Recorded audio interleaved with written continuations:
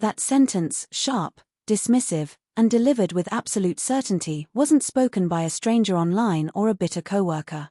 It came from my own Aunt Carol, right in the middle of what was supposed to be a celebration. And somehow, her words echoed louder than the clinking glasses, the cheerful family chatter, or even the soft lake breeze that drifted through the private dining room at Rosewood Manor. It was Jessica's graduation dinner, an evening designed to honor her hard-earned MBA from Northwestern. Aunt Carol had spared no expense. She'd rented out the most exclusive dining suite overlooking the lake, curated a menu so expensive it made everyone swallow a little slower, and gathered 3 full generations of the Morrison family to bask in Jessica's success. It was the kind of polished, meticulous event our family excelled at: expensive settings, sharp outfits, and subtle comparisons hidden beneath polite conversation. I should have been proud of Jessica. Truly. She had worked tirelessly for her degree, already secured a consulting job at McKinsey with a $140,000 starting salary, and had the entire family glowing with pride. She embodied everything the Morrisons admired: prestige, predictability, a corporate ladder waiting to be climbed rung by rung. But their celebration of her always carried an unspoken comparison to me.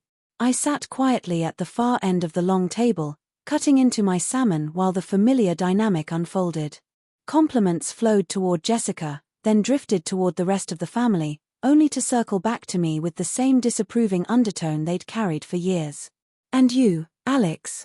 Uncle Robert eventually asked, wearing the tight-lipped smile relatives use when addressing family disappointments. "Still working on your little projects?" Little projects. It was almost funny. That phrase had followed me like a shadow for 7 years. Ever since I left college and, much to their shock, declined the corporate job offers they'd been so eager to brag about. "I'm keeping busy," I answered, keeping my tone calm and diplomatic. "Busy with what?" Aunt Carol pressed, her voice already tinted with judgment. "Last I heard you were doing something with computers." "It's technology consulting," I clarified. "I help companies optimize their digital systems and investment strategies."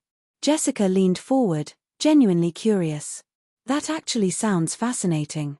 What kind of companies?" Before I could answer, Aunt Carol waved dismissively, the way one might shoo a fly. "Oh, it's one of those internet things," she said. "Websites and apps, not a real business." The table hummed in agreement. Uncle Robert added, "There's no stability in that industry. Everything becomes outdated overnight. And you need something tangible," Aunt Carol said, gesturing to the elegant dining room. "Hotels, restaurants, real businesses. That's why our hospitality group has been profitable for 15 years.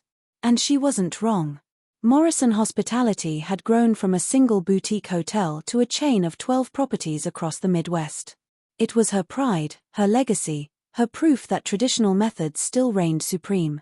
What she didn't know was that I had been studying her business model for years, not out of admiration, but because I recognized early on that her industry was the next ripe target for technological disruption. The kind she couldn't see coming. But to her, to the family, to all the proud Morrisons, I was simply the nephew wasting his 20s on internet hobbies. "Alex," Cousin David chimed in, "don't you think it's time to consider a more traditional career path? You're almost 30. Almost 30. As if my age was a ticking clock of failure. He leaned back, folding his arms in that firm, responsible adult posture he'd perfected. "What's your 5-year plan? Your 10-year plan? How do you build real stability with internet consulting?" I stayed calm. I'd had years of practice. Then Aunt Carol delivered the sentence that shifted everything. She set down her wine glass with the recognizable click that signaled one of her authoritative speeches. "Alex, honey," she began, in the tone she used for children and struggling employees, "we care about you too much to keep pretending this is working. You're smart, but you're living in a fantasy. Entrepreneurship, flexible schedules, this tech consulting dream, it's not real. It's pretend." And then came the blow. Stop playing pretend entrepreneur and get a real job like normal people. The table nodded, relieved someone had finally spoken the truth they'd whispered for years. Even Jessica looked uncomfortable, trapped between pride in her own accomplishments and embarrassment for mine. I simply said, "Good advice," and went back to my food. Why argue? They weren't interested in understanding my world. They'd already decided what success looked like, and it wasn't me. After dinner, I congratulated Jessica privately and drove home to my small, quiet apartment. Not luxurious, not flashy, the kind of life my family interpreted as failure. But as I sat down at my desk, the pretend entrepreneur comment still ringing in my ears, I opened the dashboard that summarized what I'd actually built over 7 years. A technology-driven investment ecosystem. An empire they didn't know existed. A portfolio that had quietly grown from small freelance earnings to $12 million by year 5, $200 million by year 7, and at that very moment was valued at roughly $750 million. $750 million. Managed under the radar. Built from studying industries exactly like my aunt's. They thought my work was pretend. But the markets knew better. And soon, they would too. The morning after Jessica's grand graduation dinner, the world outside my apartment was calm, quiet, even. Sunlight filtered through the blinds, casting pale stripes across my laptop as I reviewed market reports for the day. The ordinary stillness of my routine stood in sharp contrast to the storm that had brewed within me the night before. Aunt Carol's words lingered, but not with hurt. More like a final nudge, a reminder of why I'd spent 7 years working quietly, invisibly, away from the family that couldn't see beyond the edge of their own traditions. Just as I was analyzing performance numbers for the week, my phone buzzed. Rebecca Martinez, my investment manager of 4 years. Brilliant, calm under pressure, allergic to drama. Perfect for someone like me who preferred anonymity. "Good morning, Alex," she said, her voice steady and professional. "I want to discuss the hospitality sector holdings." I already suspected where this conversation was going, but I asked anyway, "What's happening?" "There's significant underperformance across your hotel, restaurant, and service industry positions. Traditional hospitality is struggling. Technology-driven competitors are pulling ahead faster than projections predicted." I pulled up the relevant data. Line after line of red performance indicators painted a clear story.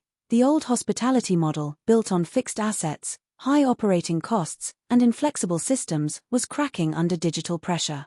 Companies like Aunt Carol's were exactly the ones being squeezed. "What's your recommendation?" I asked. "Full divestiture," she said without hesitation. "Liquidate the entire sector. Roughly $750 million total. It represents 43% of your holdings. We can redirect the capital into fintech and sustainable tech, much higher growth." It was bold. Aggressive. And exactly the strategy I'd seen coming. My eyes scanned the list of hospitality-dependent companies, food suppliers, linen services, maintenance networks, all of them tied, directly or indirectly, to the Morrison Hospitality Group. My family had mocked my digital consulting work. Now the digital world was about to reshape theirs. "Execute the divestiture," I said. "All of it. Full liquidation by the end of the week." She didn't ask questions. She never did. "Understood. I'll begin the process immediately." And with that, the first domino fell. By Wednesday, everything had changed. Markets move quietly, but consequences don't. Rebecca sent me the final summary. Heavy checkmark $750 million withdrawn from traditional hospitality.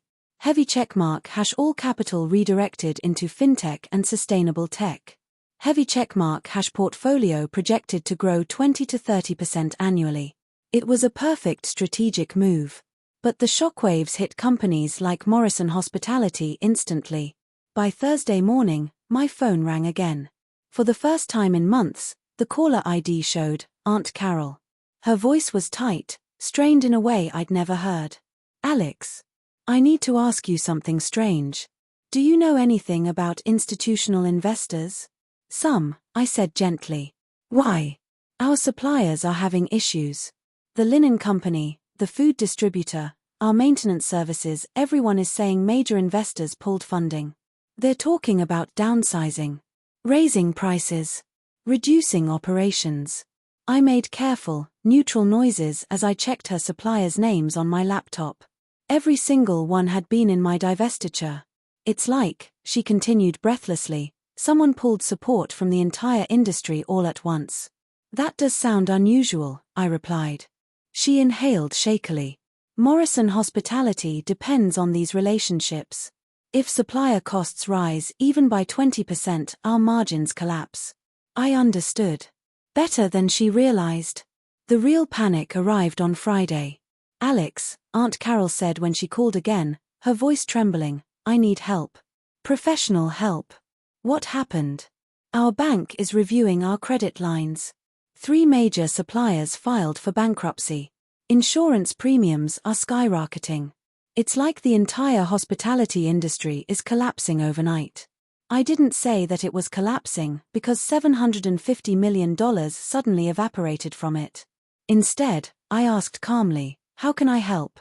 She hesitated, pride caving under pressure. You said you did technology consulting. Do you know anything about financial systems?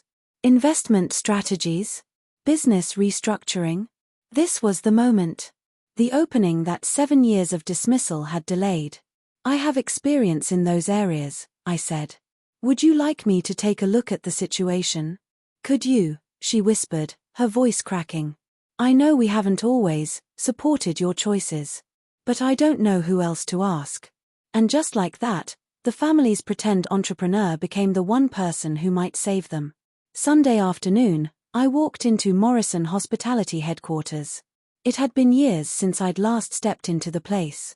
Everything looked exactly as I remembered, polished but modest, professional but traditional. Aunt Carol was waiting with binders of financial statements, operational reports, supplier contracts, and market forecasts. She wasn't incompetent, far from it. She had built a strong business using old-world principles, relationships, consistency, service quality. But those principles were failing her now. The world had changed. Her business hadn't. I spent hours studying her numbers. They were stable. Healthy even. But they depended entirely on suppliers and service partners who had all just lost major investors. Your business is solid, I finally said. But the sector-wide collapse isn't random. Someone pulled major funding from hospitality this week. Do you know who? She asked. I paused. Not lying, just choosing the right words. I have insight into the investment patterns that caused it. She exhaled, shoulders sagging. Can you help us navigate it? Maybe find alternatives? New suppliers? New funding sources? Possibly, I said. But it will require major strategic changes. Morrison Hospitality needs digital integration, operational modernization, and a full transformation plan. She stared at me like she was seeing me for the first time. You mean the internet things you've been working on? Among other things. There was a long silence. Then, finally, what would that look like? For the next 2 hours, I showed her the plan I'd spent years quietly refining, how traditional hospitality could survive the coming digital wave. Her eyes widened as the pieces clicked together. This is sophisticated. Alex, where did you learn all this? 7 years of technology consulting, I said simply, and helping dozens of companies adapt to digital disruption. And this would work for Morrison Hospitality. It's your best chance of surviving what's happening. She sat back, stunned, processing everything. Then she whispered, I owe you an apology. But the full weight of that apology would hit her later. For now, she only knew that the nephew she once dismissed as playing pretend entrepreneur was the only person who understood precisely how deep this crisis went. And the only one who could pull them out. The clock inside the White House ticked with a slow, relentless rhythm, as if counting down to something no one could fully see coming. After their tense meeting a week earlier, President Truman found himself pacing the wooden floors of the Oval Office far more often than usual. His steps echoed in the vast room, blending with the faint hum of Washington outside the windows. He had made Eisenhower his successor. He had trusted the general with the nation's future. But trust, Truman was realizing, was not a one-time gift, it was a fragile bridge that had to be walked carefully from both sides. And right now, that bridge was shaking. Eisenhower had been avoiding him again. Not openly, not disrespectfully, but enough for Truman to feel it. Enough phone calls rescheduled. Enough messages received but not answered yet. Enough distance to signal that something was wrong. One evening, as the winter wind howled outside, Truman finally turned to his chief of staff, Matt Connolly. "Matt, I need you to tell me the truth," Truman said quietly. "Is Eisenhower pulling away from me?" Connolly hesitated only a moment. "Sir, it seems General Eisenhower is listening more to his advisors than to you lately. Especially certain financial backers." Truman's jaw tightened. "Backers," he repeated. "Ah. So money's talking now." He walked to his desk and sat down heavily, the weight of the presidency and the weight of betrayal settling on his shoulders. He had been president long enough to know how Washington worked. Loyalty here was a currency. Influence, a prize. And presidents, outgoing or not, were often treated like chess pieces once their time was almost up. But this one hurt more than usual. Because it was Ike. The man he had supported, defended, and trusted with everything. Meanwhile, Eisenhower's dilemma. Across town, Eisenhower was wrestling with a storm of his own. He sat in his temporary office, surrounded by advisors who all seemed far more interested in shaping his presidency than supporting his leadership. Men in suits leaned over tables, whispering, persuading, warning. "General, you must create distance from Truman," one said. "You can't start your administration in his shadow," another insisted. "America voted for change. You must look new, independent, bold." Eisenhower rubbed his forehead. "Truman has been nothing but fair to me," he murmured. "I owe him respect." But the room pushed back like a tidal wave. "This is politics, sir. Respect doesn't win elections. Strength comes from separation." It was a battle inside him, his principles versus pressure, his integrity versus political strategy. And slowly, painfully, the pressure began to win. He started attending meetings without informing Truman. He began forming policies that contradicted Truman's direction. Even worse, rumors reached the White House that Eisenhower's team planned to publicly criticize Truman's handling of Korea. A public strike like that would damage Truman's legacy. It would humiliate him. And for the first time, it would turn the two men into opponents. The letter that changed everything. One cold January morning, Truman received a letter, short, cleanly typed, and signed by Eisenhower. But the words cut deeper than any speech or argument ever could. Eisenhower was declining Truman's request for a final joint meeting. Not postponing. Not rescheduling. Declining. Due to the demands of the transition, the letter stated, "I believe it is best we proceed independently from this point forward." The room fell silent as Truman read it. His hands didn't shake, but something inside him did. Matt Connolly approached cautiously. "Sir, what do you want me to do?" Truman folded the letter gently, almost too gently, like he was afraid it might explode if handled roughly. "Nothing," he said finally. "If the next president wishes to proceed alone, then alone he shall proceed." But when Connolly left the room, Truman whispered something only the walls heard. "Ike, what are you doing? The media smells blood." Washington reporters could sense tension like wolves scent an injured deer. And soon headlines appeared on front pages everywhere. Rift between Truman and Eisenhower? Transition tensions rise. Sources suggest incoming president is distancing himself. Truman ignored the papers, but the whispers grew louder. "He feels betrayed," aides murmured. "Eisenhower is breaking tradition. This isn't how presidents treat each other." By now, Truman was less angry and more disappointed. And disappointment, real, deep, personal disappointment, always hits harder than rage. The boiling point. On January 17, 3 days before inauguration, an internal memo from Eisenhower's transition team accidentally reached a White House staffer. It claimed Truman's administration had left a disorderly situation, criticized certain foreign policy decisions, and suggested that I could clean up the mess. The memo wasn't meant for the president to see. But he saw it. And it was the final crack. He stood up from his chair, face stern, eyes cold with clarity. "Matt," he said firmly, "we are done making introductions for him. We are done hosting his team. We are done accommodating."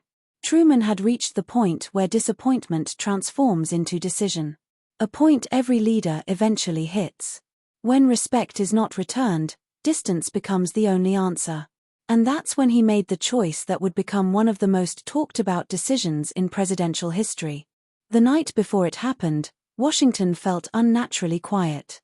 Snow drifted down in soft white sheets, settling on rooftops, muffling sounds, making the city feel as if it were holding its breath. Inside the White House, however, President Harry S. Truman was nowhere near calm. He sat alone in the Oval Office, a single lamp glowing beside him. A stack of files lay untouched on the desk. His glasses rested beside a cooling cup of coffee. The only movement was the tightening and loosening of his hands that had once firmly guided the nation through war, crisis, and rebuilding. But tonight, those hands trembled with something rare for Truman. Hurt. The kind of hurt that comes not from enemies, but from someone you believed was on your side. Someone you trusted. Someone you made president. The memo criticizing his administration was still sitting on the corner of his desk. Each line of it echoed in his mind like a slap. Eisenhower's team claimed they would clean up the disorder Truman was leaving behind. They said he was reckless in foreign affairs. They suggested his decisions were short-sighted. No outgoing president had ever faced such a tone from his successor before. Not from someone he had personally helped climb into the Oval Office. Truman leaned back in his chair and whispered to the empty room. "After everything I did for you, Ike, this is how you repay me." The final straw arrives.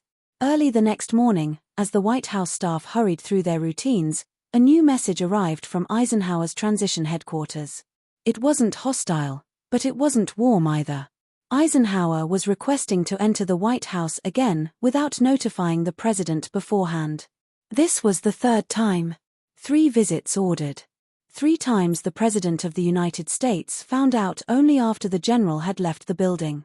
To Truman, it wasn't just disrespect. It was a message. A message saying, "You don't matter anymore. You're already out." He stood from his desk, shoulders firm, eyes steady. "Matt," he said to his chief of staff, "get everyone into the cabinet room. Now." Minutes later, the room filled with senior staff, some anxious, some confused, all sensing the storm in Truman's voice. He placed both hands on the table and said calmly, "No one enters this White House without my authorization. Not Eisenhower. Not his people. Not his team. If he needs to speak to me, he will request it formally." There was a moment of stunned silence. One advisor finally whispered, "Sir, does this mean the general is barred?" Truman didn't flinch. Until he remembers the meaning of respect, yes. The words were not shouted. They didn't need to be. They were heavy enough to shift the atmosphere of the entire building. Word reaches Eisenhower. It took less than an hour for the news to reach Eisenhower's headquarters. A staffer rushed into his office, pale and breathless. "General, you won't believe this. Truman says you're not to enter the White House without an invitation." Eisenhower froze. He had expected tension.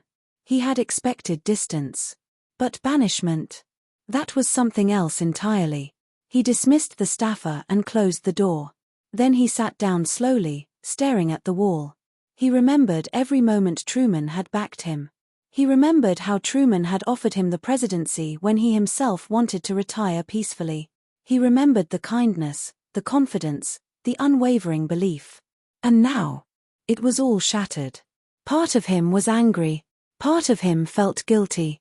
Part of him wondered if he had let others push him too far. But the hardest part was knowing this. History would remember this moment. And it would remember him for it. The White House reacts. Inside the West Wing, the news spread like wildfire. Staff whispered in hallways. Secretaries exchanged wide-eyed glances. Advisors spoke cautiously in closed offices. No one expected Truman to go this far, one said. Eisenhower must have pushed him harder than anyone realized, another whispered. This has never happened in modern history, someone else murmured. Even the Secret Service felt the impact. Instructions were updated. Protocols rewritten. Doors locked unless Truman himself approved access. A quiet tension settled over the building like a wire pulled tight, ready to snap. Truman's private breaking point. That evening, after the bustle died down, Truman walked alone through the White House hallways. The portraits of past presidents looked down at him, their painted eyes calm, solemn. He paused beneath the portrait of Abraham Lincoln, the president he admired most. "Mr. Lincoln," he whispered, "I wonder what you'd think of all this." But Truman already knew the answer. Lincoln valued dignity, respect, integrity. And Truman felt that Eisenhower had violated all three. "This house is not a tourist site," Truman muttered. "It's not a military barracks. It's the office of the president. And until I leave, I am still that president." It wasn't about ego. It wasn't about power. It was about principle. And Truman had never compromised on principle. The decision becomes public. Reporters sensed something was brewing. They surrounded the White House gates, pressing forward with cameras and microphones. "Mr. President, is it true you refused Eisenhower entry? Has the transition broken down? Is this a personal fight?" Truman stepped up to the podium with his typical blunt honesty. "I will say this," he said calmly. "While I remain president, this White House will operate with order and respect. And no one, no matter who they are, enters without proper notice." He didn't mention Eisenhower's name. He didn't need to. Everyone already knew. Within minutes, headlines spread across the country. Truman bans Eisenhower from White House. Unprecedented presidential conflict. Outgoing and incoming presidents clash. The nation buzzed. The world watched. And history quietly took notes. The wound runs deep. That night, Truman returned to the Oval Office. The same desk. The same lamp. The same quiet. But this time, there was something final in his eyes. Maybe it was betrayal. Maybe it was heartbreak. Maybe it was simply the end of a long, difficult presidency. He whispered into the empty room. When a man forgets gratitude, he loses more than friendships. He loses himself. And with that, Truman knew. There was no going back. Not for him. Not for Eisenhower. Not for the history books that would remember this moment forever. January 20th, 1953. Inauguration Day. Washington was blanketed in bitter cold, the kind that stiffens breath and reddens cheeks. But despite the icy wind sweeping across the National Mall, crowds gathered in thousands, cheering, waving flags, waiting to witness the transfer of power from one president to the next. High above them, inside the White House, Truman adjusted his tie slowly, deliberately, as though smoothing fabric could somehow smooth the tangled emotions inside his chest. Today was supposed to be historic. Grand. Dignified. But instead, the day felt like the closing of a chapter scarred by the one man he had never expected to clash with, Dwight David Eisenhower. Truman stepped into the hallway where aides lined up, stiff with formality, careful not to reveal the tension buzzing beneath the surface. "Ready, Mr. President?" Matt Connolly asked. Truman nodded. Ready enough. But as he walked toward the car that would take him to the Capitol for the ceremony, there was something undeniably heavy in his stride. A weight not caused by age, but by disappointment. A ceremony full of silence. Eisenhower and Truman met briefly at the east front of the Capitol, obligatory, ceremonial, hollow. There was no handshake that lingered. No warm greeting. No private exchange of gratitude or respect. Just a quick nod from Eisenhower and a polite, rigid expression from Truman. Two men standing inches apart, yet separated by a canyon carved out by weeks of tension, pride, and miscommunication. As Eisenhower placed his hand on the Bible and took the oath, Truman watched from a reserved seat. The cheers echoed across the mall, but none of them reached him. For the first time in his life, he felt invisible. Not as a man, but as a predecessor. When the ceremony ended, Truman did something few presidents had ever done. He refused to wait for the traditional luncheon with the incoming president. He stepped into his car, looked out at Washington one last time as its leader, and whispered, "Let him have his day. Mine is done." And with that, he drove away. Back to Missouri. Hours later, Truman arrived back in Independence, Missouri, a quiet town far removed from the noise of Washington. Crowds still greeted him with applause, but the applause of hometown citizens felt different. Warmer. More human. More genuine. But when he walked into his home and hung up his coat, all the noise faded. For the first time in 8 years, there was no cabinet waiting. No red phone ringing. No military briefings. No urgent documents. Just silence. And thoughts. And memories. He sat in his old wooden chair and exhaled deeply. 8 years, he murmured. And this is how it ends. Eisenhower's first night in the White House. Eisenhower, meanwhile, entered the White House to roaring applause from his staff. But the atmosphere in the rooms felt cold. Like the air had been drained of warmth. Like something sacred had been disturbed. Later that evening, when he walked the quiet halls alone, he noticed something strange. No one had left him a welcome letter. No handwritten note from Truman on the resolute desk. Every modern president leaves one. It's tradition. A final gesture of respect. But the desk was empty. Bare. Eisenhower stared at it for a long time. And only then, in the quiet, did he realize the full consequence of what had happened. Truman hadn't just banned him from the White House. He had closed the door on their relationship. Forever. A rift written in history. The days rolled on. Months passed. Truman lived a peaceful life back in Missouri, writing memoirs, walking to the library each morning, waving to neighbors who loved him dearly. But Eisenhower could not escape the shadow of the rift. Every time he walked through the Oval Office. Every time he opened a drawer. Every time he made a decision Truman once handled. He felt that unfinished story tug at him. The media kept the feud alive. Truman and Ike still not speaking.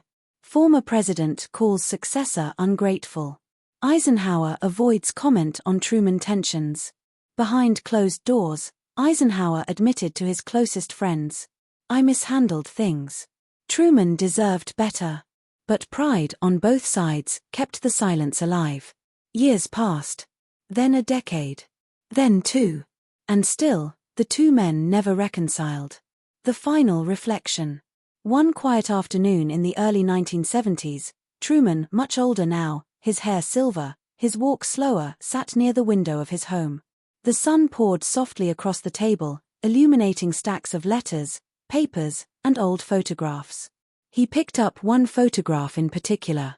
It showed him and Eisenhower in the Oval Office years earlier, smiling, hopeful, united. Truman stared at it for a long while. Then he said softly, "We could have been the closest of friends, if only he'd trusted me." He didn't say it angrily. He didn't say it bitterly. He said it like a man acknowledging a wound that time never fully healed. When Truman passed away shortly after, the nation mourned deeply. And Eisenhower, older, frailer, and full of remorse, sent floral tributes and wrote a message acknowledging Truman's service, his strength, and his humanity. But it was too late for mended bonds. Too late for apologies. Too late for what could have been. History recorded Truman as a stubborn but principled man. It recorded Eisenhower as a diplomatic but politically pressured leader. And it recorded their falling out as one of the most dramatic, painful, and unexpected rifts in American presidential history. Legacy, what it meant for the nation. Over time, historians came to understand what truly happened. It wasn't hatred. It wasn't jealousy. It wasn't ego. It was something far simpler and far more human. Misunderstanding, pride, and wounded loyalty. Truman wanted respect. Eisenhower wanted independence. Both wanted to serve their country. But neither knew how to bridge the distance once things fell apart. And so, their legacy stands as a reminder. Even in the highest office in the world, even among the greatest leaders of a nation, the hardest battles are not fought with armies, but with emotions.